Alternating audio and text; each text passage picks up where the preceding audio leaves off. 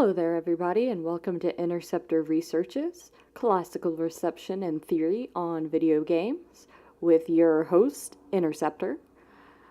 Today I'm going to be talking about Final Fantasy VI, so with this and all Interceptor researches, be aware of heavy spoilers. Anything about the game that I do a research on is up for grabs. So, in the case of today, if you don't want to be spoiled about what happens in Final Fantasy VI, then I suggest you go play that game and then come back and watch this.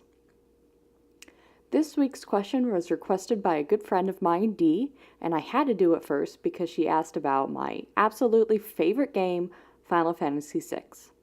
I could talk about this game forever, I could play it forever, and I may even stream it until you're sick of it. If you can get sick of it.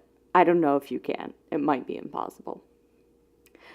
But now, just in case you haven't played this game, but you are watching this video, the plot is actually relatively straightforward. The evil empire is trying to use magic to take over the world, and the returners are trying to stop them.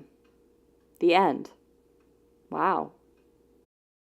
Magic comes from the gods of this world who created the Espers, which are the magical beings of this game, known in other Final Fantasies as Aeons, or Guardian Forces, or Idola, whatever.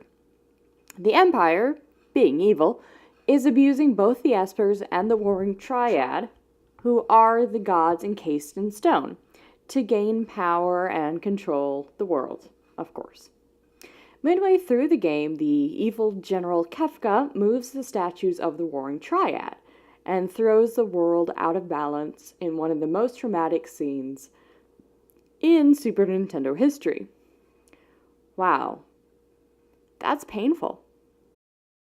At this point, the heroes have failed, totally and completely, and some of them might have even died. We don't know yet, but don't let anybody die. Tip. Don't let Shadow die. Wait for him. Wait for him.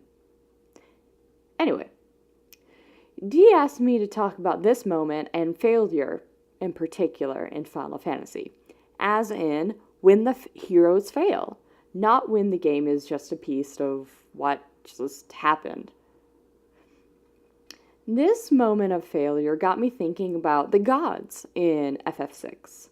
Final Fantasy theology is always fascinating, and I've read that understandably the Warring Triad has some inspiration from the Japanese gods, Amaterasu, Susanoo, and Tsukiyomi, who are caught in an eternal fight. So you can see the resemblances easily there. Eternal fight, three gods. Yeah, okay. We see the parallels between the Warring Triad and the Japanese gods.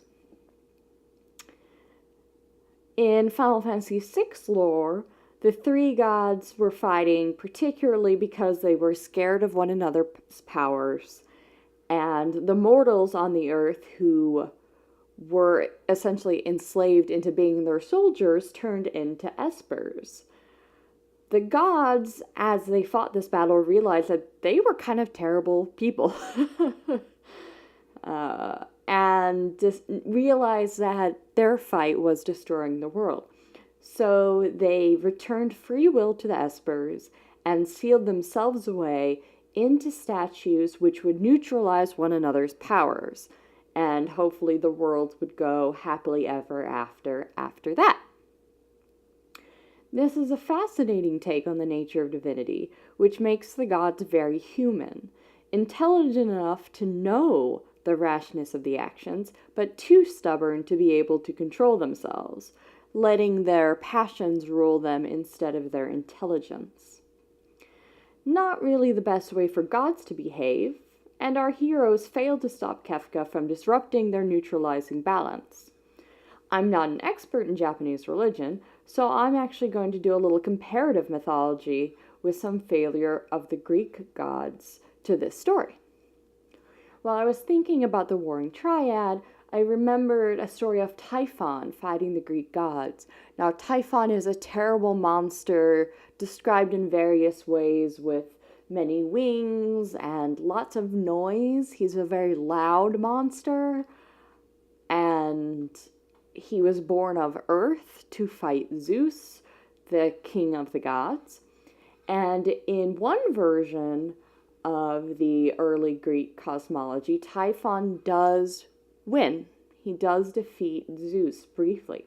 The early Greek cosmology always has gods fighting one another, which is similar to other religions in the area. If you look at the mythology of the Near East, Gilgamesh, and these other traditions, the gods are constantly struggling with one another for who gets to be in charge. Zeus ends up as king of the hill, as it were, but he briefly loses to Typhon in one version. And after he loses the fight, all the other gods run away and hide in the form of various animals. Zeus manages to return, get the power that he's lost, and defeat Typhon. But that doesn't negate the fact that, like our heroes in Final Fantasy VI, these gods are not infallible. These gods really struggle to keep their power. There's another time later in mythology, or earlier, the timeline's wibbly wobbly, timey-wimey. There's another time when the gods have to fight the giants. Also, I think the giants are technically born of the blood of Uranus, but I'll have to double check that. Where the giants are fighting the Olympians, and in order to win, they can't do it by themselves. They actually need a human hero, Heracles, and Heracles defeats the giants for the gods. This is kind of insane if you think about it. Heracles is immortal. By all standards, he is not as powerful as a god, and yet the gods need him to win back Olympus. They need a human hero who can defeat this great evil. Now, Heracles doesn't lose. Heracles wins. And in that way, he's quite different from the heroes in Final Fantasy VI. The 6 heroes do assist the gods, in a sense. They try and keep them neutralized. But they fail briefly. Just like the gods failed to really protect themselves from being used. Just like the Greek gods failed to maintain their own rule. Failure is a major part of these stories. And failure is a part of human existence. And therefore, I would argue, a part of mythology. The way that I use the word mythology, a myth is any culturally important story, true or false, that helps you think through things.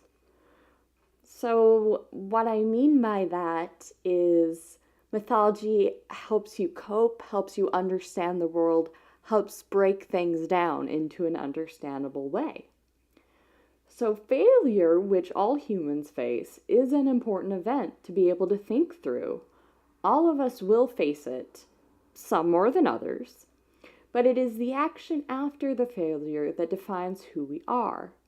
The cast of Final Fantasy VI were brought together by many reasons over the course of the game, and they scattered after the cataclysm and found new purposes in the world of ruin. The focus of the narrative switches from Terra to Celis as they define themselves in their new lives, open to them after the Empire. Both of these women were essentially taken by the Empire when they were young and used to serve the Empire as magical soldiers. and they find very different fates in the world of ruin. Terra fills a maternal role and acts for the good of orphans, while Celis fights off her depression, literally, to gather her companions and defeat Kefka. Like with Heracles, humans determine the fate of the world, but unlike Heracles, Final Fantasy VI characters are not supernaturally strong, well, other than Sabin. Suplex that train.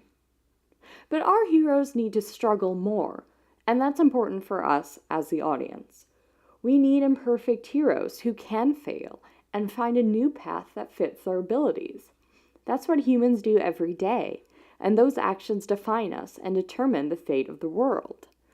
There are so many circumstances that are outside an individual's ability. You and I, no matter how hard we try, we cannot get everything we want in life. We cannot do whatever we want. We cannot be whatever we want. But we all have certain abilities. We all have certain gifts. And you are responsible for your own actions. So you can put in all your effort and you can fulfill what it is that you're supposed to do. And in the face of failure, especially failure that's outside of your hands, like if somebody else gets a job instead of you, it doesn't mean that you're bad at whatever it is. It just means that someone else was better or someone else was luckier or whatever.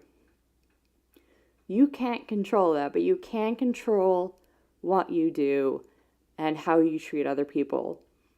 So you can have some say in how you react in the face of adversity. And our heroes all find purpose in life after they've lost the world, which I think is a valuable lesson for all of us. And that's my take on failure in Final Fantasy VI. So thank you, Dee, for requesting me to talk about this, and leave a comment below or tweet at me at Interceptor is my hashtag Interceptor Researches, and I'll babble about something else. Bye.